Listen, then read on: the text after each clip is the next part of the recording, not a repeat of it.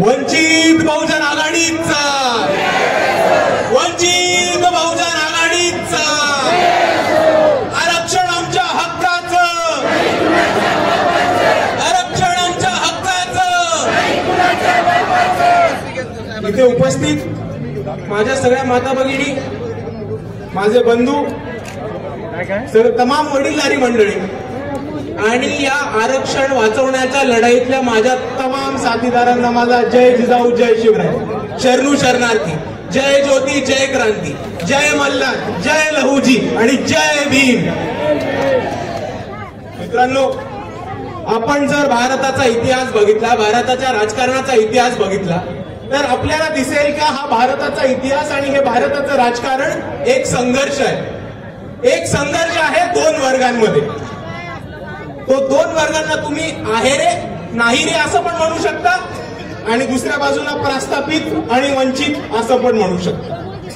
आणि ही जी लढाई चालू आहे, हा जो संघर्ष आहे दोन वर्गांमध्ये, तो संघर्ष जितका धार्मिक आहे, जितका सांस्कृतिक आहे, जितका शैक्षणिक आहे, तितकाच धोरणात्मकपणे, सामाजिकपणे आणि राजकीयपणे.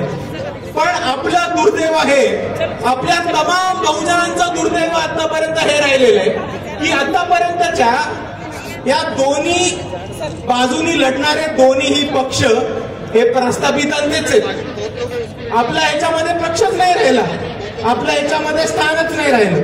दोन्ही जे पक्ष बोलतात, दोन्ही जे पक्ष भांडतात, ते दोन्हीही पक्ष अहिरेच्या बाजूनीच आहेत आणि ते दोन्हीही पक्ष प्रस्थापितांच्याच बाजूनी आहेत. आणि याचं तुम्हाला छोटं उदाहरण द्यायचं झालं तर आपण बघा, महाराष्ट्रामध्ये गेले 1.5 वर्ष मराठा आरक्षणासाठी एक वाद पेटला. महायुतीनी, महाविकास आघाडींनी, दोन्हीही पक्षांनी आपल्यापासून मराठ्यांचे मत दूर होऊ नयेत म्हणून एक भूमिका घेतली की मराठ्यांना आरक्षण मिळालं पाहिजे. पण या दोन्हीही पक्षांनी कुठेही भूमिका घेतली नाही की बहुजनांच्या आरक्षणाला हात लावू देणार नाही. घेतली ही भूमिका कोणी घेतली ही भूमिका? फक्त वंचित बहुजन आघाडीने घेतली, फक्त बाळासाहेबांनी ही भूमिका घेतली. आणि आपण समजून घ्या, आपला हा लढा जो आहे तो न्यायासाठी आहे, आपल्या हक्कांसाठी आहे आणि आपल्या अधिकारांसाठी आहे. आणि ते मिळवण्यासाठी आपण राजकीय प्रतिनिधित्व आणि राजकीय सत्ता मिळवण्यासाठी लढतोय. आपल्याला कोणाची भूक नकोय, आपल्या कोणाची भीक नकोय आणि या लाचारीच्या तुकड्यांवरती आपण जगणारे समाज नाही. समजून घ्या. थोडक्यात सांगायचं तर आपल्याला एकच गोष्ट पाहिजे, आपण को चाहिए फुल इज्जत, मान सन्मान पाहिजे. तुम्ही टाकलेल्या तुकड्यांवरती जगणार नाही. आम्ही आमच्या हक्कानी, आमच्या मतानी सत्तेत जाऊ, निवडून येऊ आणि आम्ही आमच्या दमावर, आमच्या भरोश्यावर, आमच्या समाजाचा, आमच्या समाजातील बांधवांचा आणि तमाम सर्व मागासवर्गीयांचा विकास आणि उद्धार करायला आम्ही सक्षम. तुमच्या भिकेची भाकरी नकोय. आणि म्हणून 2019 पासून हा वंचित बहुजन आघाडी ही एक नारा घेऊन चाललाय, ही एक भूमिका घेऊन पुढे चाललाय की सारे वंचित एक होऊ आणि सत्ता आपल्या हाती घेऊ. भीक नको सत्तेची, सत्ता हवी, सत्ता हवी. आणि तुम्ही आपल्याशी नक्की गेम काय होतोय हे समजून घ्या मित्रांनो. या 2024च्या निवडणुकीमध्ये एक पक्ष उभा राहिला. तो पक्ष हे म्हटला की आम्ही आरक्षणाच्या बाजूनी आहोत, आम्ही संविधान वाचवायला निघालो. पण आज 2024 मध्ये ते निवडून आल्यानंतर एका महिन्यामध्ये उच्च न्यायालय, सुप्रीम कोर्ट हे म्हणतं की आपण SC STचं रिझर्वेशन पातळ करणार आहोत, त्याच्यामध्ये लेअर्स आणणार आहेत. त्याच्या विरुद्ध आपल्याला एकही आरक्षणवादी, स्वतःला आरक्षणवादी म्हणणारा पक्ष भूमिका घेताना दिसतो नाही दिसत. बहुजनांच्या ताटातनं कोणी उचललं नाही पाहिजे हे म्हणताना कोणताही तुम्हाला बाकीचा आरक्षणवादी पक्ष दिसतो नाही दिसत.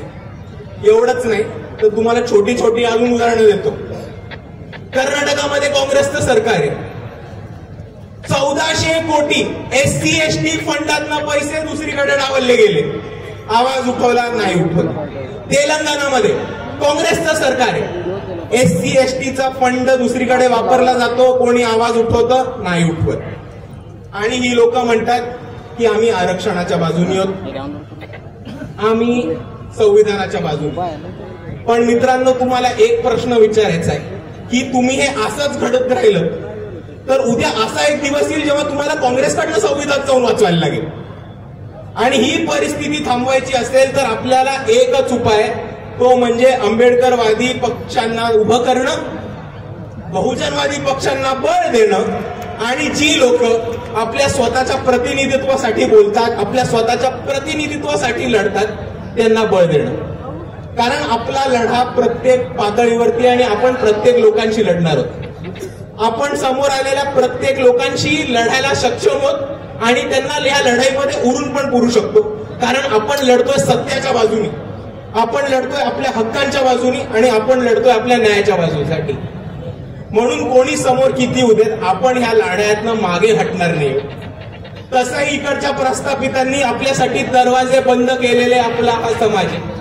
जो दरवाजा बंद होता तो लाथ मारून उघडण्याची आपण ताकद ठेवतो आणि ह्याच्या पुढेही इकडच्या प्रस्थापितांनी डावललं आपल्याला तर त्यांना लढा देऊन त्यांना हरवण्यासाठी आपण नेहमीच सक्षम राहू.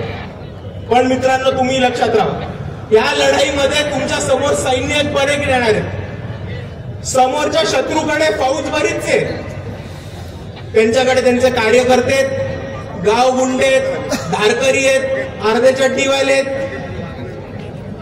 त्यांचे वेगवेगळी लोक आहेत, पोलीस प्रशासन आहे, मीडिया पण आहे. आणि ह्या प्रत्येक लोकांची आपण लढाईची तयारी ठेवली आणि आपण एकमेकांना बरोबर घेऊन, तमाम ओबीसींना बरोबर घेऊन या लढ्यात जर लढत राहिलो तर आपल्याला बाजूला कोणी नाही करणारे, ही एक वस्तुस्थिती आपण सर्वांनी समजून घेतली पाहिजे. आणि तुम्ही एक गोष्ट लक्षात ठेवा की आपल्या विरोधात अख्खं जग पेटणार आहे. तुम्ही कितीही काम करा, तुम्ही कितीही चांगलं काम करा, इकडची मीडिया आणि इकडच्या प्रस्थापित तुम्हाला नाव ठेवायला पुढे येणार आहे. तुम्ही आंदोलनं करून वस्त्या वाचवा, तुम्ही आंदोलनं करून बार्टी असू देत, सारथी असू देत, महाज्योती असू देत, त्याच्या शिष्यवृत्तीचा प्रश्न सोडवा. तुम्ही आंदोलन करून गायरांचा प्रश्न सोडवा, आंदोलन करून कंत्राटी थांबवा. मीडिया नाही येणार, पण बहुजनांपैकी कोणत्याही एका माणसांनी एक गाडी जरी घेतली ना नवीन कोरी, झक मारत मीडिया दारासमोर उभी राहते. बघा, सोपं उदाहरण करा, उद्या आंदोलन करा, मीडिया नाही येत. साधी टाटा नॅनो घेऊन बघा, झक मारत मीडिया दारात येते.